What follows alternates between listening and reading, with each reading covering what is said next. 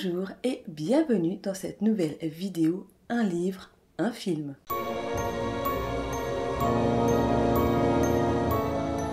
Aujourd'hui, on va parler de La fille du train. Donc j'ai le roman entre les mains, je ne vous ai pas encore fait un débriefing de ce roman sur ma chaîne, ça ne va pas tarder, ce sera dans le prochain point lecture. Mais pour l'instant, on va parler de la comparaison entre ce livre et son adaptation cinématographique. Donc le roman est de Paula Hawkins, j'espère que ça se prononce comme ça, désolée si ce n'est pas le cas, et elle l'a publié le 6 janvier 2015 en anglais car c'est une auteure britannique. L'adaptation cinématographique est un film de Date Taylor qui est sorti en octobre 2016. Ce livre raconte l'histoire de Rachel qui est une trentenaire qui sombre dans une dépression à la suite de son divorce avec Tom. Son ex-mari vit maintenant avec sa maîtresse dans la maison que Rachel avait choisie pour elle et Tom. Rachel tombe dans l'alcool, on pense bien pourquoi, parce que voilà, il y a une relation avec son ancienne maison qui est quand même assez particulière. Rachel fait le trajet de sa banlieue à Londres pour aller travailler. Rachel perd son travail, le cache à son entourage et elle continue à faire croire qu'elle va au travail en faisant toujours ce trajet banlieue-Londres. Et pendant ce trajet en train, eh bien, elle passe devant son ancienne maison et elle passe aussi devant la maison de ses voisins et elle voit régulièrement sa voisine. Ne connaissant pas le prénom de sa voisine, elle lui donne un petit nom, elle l'appelle Jess, je crois, de mémoire, et donc son mari se retrouve à s'appeler John. Voilà, elle les a un petit peu mis dans des rôles de famille idéale, de couple idéal. Et on va voir que ce n'est pas forcément le cas, car toute l'histoire débute quand Rachel découvre que son ex-voisine est avec quelqu'un d'autre chez elle. Elle est en train d'embrasser quelqu'un d'autre sur sa terrasse. Et elle voit tout ça à partir du train de banlieue, voilà, qui passe dans le jardin, à l'arrière du jardin des propriétés. Et donc elle est témoin de cette scène et de là elle va commencer à psychoter sur qu'est-ce que cette ancienne voisine est en train de faire, qui est cette personne, tout ça, tout ça. Et un jour elle découvre dans la presse que cette voisine s'appelle en fait Megan et qu'elle est portée disparue. Et donc, voilà, toute cette vie qu'elle s'était imaginée, eh bien, est-ce que c'est vrai, est-ce que c'est faux, voilà. Plein de choses vont s'écouler derrière cette observation qu'elle a eue de Megan avec un autre homme, et voilà. Et toute histoire découle comme ça tout au fil du roman. Pour ce qui est de l'adaptation cinématographique, eh bien, on est exactement sur le même tempo. On suit Rachel dans le train, on découvre en même temps qu'elle, à travers ses yeux, toute cette histoire de cette voisine en fait qui rencontre quelqu'un d'autre. On ne sait pas en fait si c'est une personne qu'elle connaissait déjà ou si c'est juste une nouvelle rencontre, on n'en sait rien. Voilà, on suit avec elle toutes ces péripéties. Dans le livre, les chapitres sont découpés, alors je sais pas comment ça s'appelle exactement le terme précis, il doit y avoir un terme pour ça. Chaque chapitre, on entre dans la personne concernée par le chapitre. Il y a un chapitre Rachel, après on a un chapitre Megan, donc la voisine, on a un chapitre Anna, donc ça c'est la maîtresse, la nouvelle femme de son ex-mari, voilà, et on a la vision, en fait à chaque chapitre on a une vision différente, des fois des mêmes scènes, des fois c'est pas forcément les mêmes événements, mais l'histoire avance comme ça avec les visions de ces trois femmes. En ce qui concerne le film, cette trame a été gardée, il y a vraiment, alors pas un chapitrage, mais on a vraiment à chaque fois donc l'écran noir, le prénom qui apparaît, tac, 6 mois avant, 3 mois avant, parce que dans le bouquin c'est un petit peu mis comme ça, et le film suit vraiment le déroulement du bouquin. Il n'y a pas une réinterprétation en fait de la façon qu'on nous fait rentrer dans l'histoire.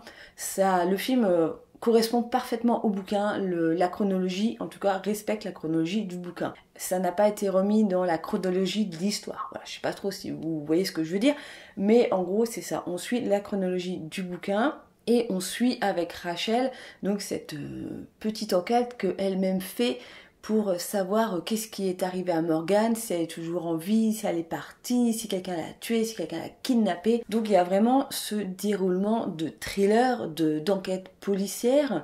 Alors on ne suit pas la vraie enquête policière, mais on suit l'enquête que Rachel fait donc sur cette ancienne voisine. En ce qui concerne le livre, l'histoire se passe à Londres, on est sur un train de banlieue londonienne, on sent tous ces petites secousses qu'il peut avoir sur les voies. Elle nous raconte dans le le livre qu'elle connaît parfaitement en gros le trajet en fermant les yeux, rien qu'avec les sensations, les vibrations du train, parce qu'il doit y avoir des moments où il y a des voies qui sont peut-être en mauvais état, où le train doit avancer moins vite, et elle nous raconte toutes ces petites vibrations du train, les moments où il y a des virages, les moments où il y a un feu, où ça s'arrête justement au niveau de son ancienne maison. Tout ça nous est raconté et on comprend bien qu'elle connaît parfaitement ce trajet qu'elle fait quotidiennement, même s'il n'y a plus de but précis. Le but, au bout d'un moment, c'est un peu d'observer la vie de ses anciens voisins et de son ex-mari. Faut pas oublier ça, qu'elle est un petit peu dans l'obsession que son mari s'est installé avec sa maîtresse, pour une raison que je vous laisserai découvrir dans le livre ou dans le film. Je vais pas tout vous dévoiler. On est vraiment avec cette femme qui est en train de déprimer, cette femme où il y a un événement qui s'est passé samedi soir, le jour de la disparition de Meghan, et elle ne s'en souvient pas parce qu'elle était vraiment sous alcool et qu'elle était pas dans un coma éthylique. Mais bref, elle ne se souvient pas de cette soirée, cette fameuse soirée où Meghan a disparu, où il s'est passé pas mal de choses et elle ne s'en souvient pas. Et en fait, toute cette démarche au cours du livre, c'est vraiment se souvenir de cette soirée qui, pour elle, elle pense que c'est l'élément clé qui pourrait lui permettre de comprendre où est Meghan, qu'est-ce qui s'est passé. Je trouve que dans le livre, on ressent bien ce côté un petit peu paranoïaque, cette obsession qu'elle a pour cette voisine et en même temps pour la nouvelle femme de son ex-mari. Une obsession comme ça de ce quartier, elle veut pas passer à autre chose, quoi. Elle reste vraiment dessus. Ça, on le comprend bien dans le bouquin. Je trouve que le côté alcoolique et pas forcément grandement mis en valeur. On comprend bien que voilà, le fait de vouloir oublier et en même temps se rappeler engendre des phases où elle boit énormément. Voilà, il y a différentes scènes, tout ça, où elle boit. C'est présent dans le livre, mais moi j'ai pas trouvé que c'était forcément la chose la plus mise en valeur dans ce bouquin. Contrairement au film où on la voit vraiment en train de boire, elle est presque tout le temps avec un verre à la main. Dans le train, on parle dans le livre qu'elle met son gin dans une canette. Là, dans le film, on est vraiment dans la thermos transparente. La grosse thermos de presque 1 litre. La gourde plutôt qu'une thermos. Alors je trouve que dans le film, le côté alcoolique est vachement plus mis en valeur. Alors je sais pas si c'est parce que visuellement, ça se voit beaucoup plus en fait.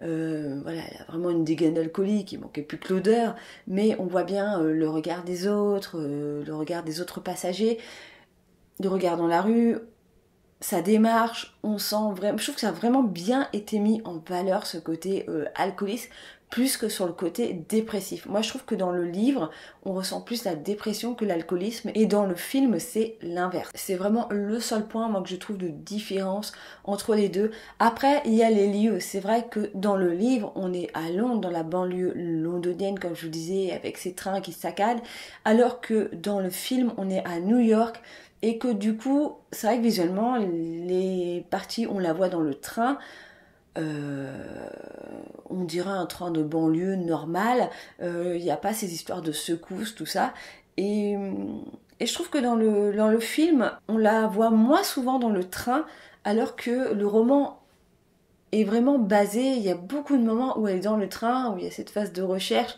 cette phase d'observation, que je trouve qu'on a beaucoup moins dans le film. On va plus dans l'action, on va plus dans vraiment dans la recherche, dans l'enquête, moins dans l'observation. Les deux sont un petit peu différents, mais se rejoignent. Du coup, je vous ai un petit peu parlé des deux en même temps, alors que je m'étais bien fait, on va vous parler du livre et après du film. Là, je vous ai un peu mélangé les deux, j'espère que je vous ai pas trop perdu. Quoi qu'il en soit, je trouve que le roman est quand même bien monté, l'enquête est assez bien faite, on est vraiment avec Rachel, on est vraiment avec elle à savoir voilà, qu'est-ce qui s'est passé, à vraiment faire sa petite enquête. Je trouvais vraiment bien. Après, par rapport à tout ce que j'avais entendu parler, je trouve que je m'étais partie dans un délire beaucoup plus vague et pas seulement dans une enquête assez basique, hein, avec des faits voilà, classiques. Le livre m'a embarqué, mais pas au point que j'en aurais voulu. Au niveau du film, alors, le film, je l'ai vu juste après avoir lu le bouquin. Est-ce que c'est bien? Est-ce que c'est pas bien? Moi, j'ai envie de dire c'est pas très bien parce que du coup, j'étais vraiment à rechercher l'adéquation entre les deux. Et comme je vous dis, le film, c'est vraiment le même découlement que le bouquin, ce chapitrage par personnage. C'est vraiment fait de la même façon et je trouve que ça collait vraiment extrêmement bien au livre.